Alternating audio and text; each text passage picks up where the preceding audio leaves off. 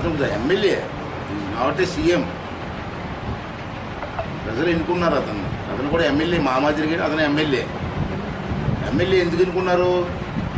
ఒక ఎమ్మెల్యే అయితే మా ప్రాంతం బాగుపడుతుంది అన్న ఉద్దేశంతో ఎన్నుకుంటే, అది పక్కన పెట్టి నేనేమో అసెంబ్లీకి రానంటే పద్ధతి కాదు అది. యాజ్ ఎ స్పీకర్గా నేను ఇచ్చే సలహా ఏంటంటే అతనికి, సరే పదవులు ఉంటాయి పోతూ ఉంటాయి, అది సహజం. నువ్వు ఎమ్మెల్యేగా ప్రజలు ఎన్నుకున్నాను నిన్ను, నువ్వు వచ్చి అసెంబ్లీలో ఫ్రీగా మాట్లాడచ్చు. నేను అవకాశం ఇస్తాను కదా. నేను అవకాశం ఎవరైనా ఎందుకు ఊహించుకున్నాడు? అందరి పార్టీలాగే నీకు అవకాశం ఇస్తాం. అయితే కండిషన్ ఏంటంటే మెంబర్స్ని పెట్టి క్వశ్చన్లు వస్తాయి. తెలుగుదేశం పార్టీకి ఎక్కువ మెంబర్స్ ఉన్నారు. నాకు రోజుకి 10 క్వశ్చన్లు వేయచ్చు అసెంబ్లీలో. దాంట్లో ఎక్కువ క్వశ్చన్లు వేస్తే తెలుగుదేశం పార్టీకి. నెక్స్ట్ ఎవరు ఉన్నారో ఎక్కువ? జనసేన, అంతే కదా. నెక్స్ట్ కోట జనసేనకి వస్తుంది, నెక్స్ట్ కోట బీజేపీకి వస్తుంది, నెక్స్ట్ కోట జగన్మోహన్ రెడ్డి పార్టీకి వస్తుంది. అంతేగాని నాకు అన్ని క్వశ్చన్లు నాకు ఇచ్చేయమని కుదరదు కదా. దాని రూల్స్ ఉంటాయి, పద్ధతులు ఉంటాయి.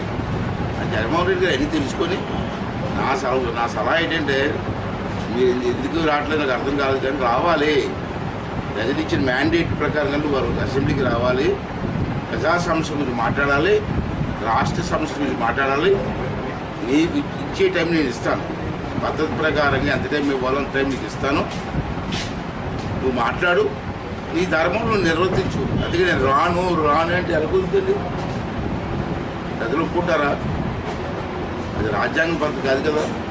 అంటే ఇప్పుడు కూడా మీ ద్వారా చెప్తున్నాను, జగన్మోహన్ రెడ్డి గారు అసెంబ్లీకి రండి, మీ పార్టీకి ఎంత టైం ఇస్తారు వాళ్ళు అంత టైంకి ఇస్తాను పద్ధతి ప్రకారంగా.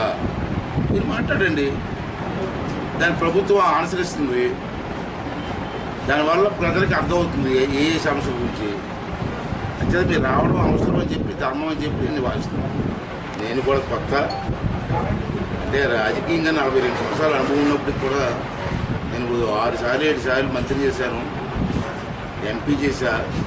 కానీ సభాపతిగా నాకు కొత్త కాబట్టి, అయినా సరే కొత్త అయినా సరే అది సభాపతి కుర్చీలో కూర్చోడం కాబట్టి పార్టీలకు అతీతంగా పనిచేస్తాను. అందరు ఎమ్మెల్యేలకు కూడా మాట్లాడే అవకాశం ఇస్తాను. తర్వాత ఈసారి కొత్త ఎమ్మెల్యేలు 88 మంది కొత్త ఫస్ట్ టైం ఎమ్మెల్యేలు వచ్చారు.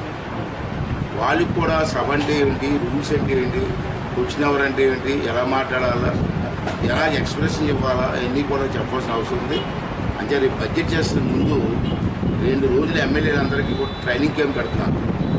దానికి వెంకయ్యనాయుడు గారు, లోక్సభ స్పీకర్ గారిని, అలాగే మనోహర్ గారు స్పీకర్ చేశారు, వారిని అలా కొంతమందిని పిలిచి వాళ్ళ చేత ట్రైనింగ్ క్లాసులు ఇచ్చి ఎమ్మెల్యేలందరికీ కూడా సభలో మాట్లాడే అవకాశం కల్పించి, ప్రజావాణి ప్రజలు ఏమనుకుంటున్నారో అన్నీ కూడా అసెంబ్లీలో మాట్లాడే అవకాశం కల్పించడం కోసం నా సాయశక్తిగా కృషి చేస్తాను.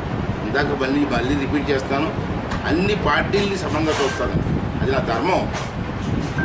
ఇవాళ ఎన్నుకోదంటే సభాపతి ఒక ఎమ్మెల్యే కాదు, లేకపోతే ఒక పార్టీ మనిషి కాదు. రాజ్యాంగం ప్రకారం రాజ్యాంగబద్ధంగా ఉన్న వ్యక్తిని నేను. అయితే అన్ని పార్టీలు సమంగా ఇస్తాను. అయితే పార్టీ వాళ్ళు మేము రావని బాయ్కాట్ చేయడం మంచిది కాదు. మీరు రండి, అసెంబ్లీ మీకు ఇచ్చిన టైంని ఉపయోగించుకోండి, ప్రజా సమస్యలు మాట్లాడండి.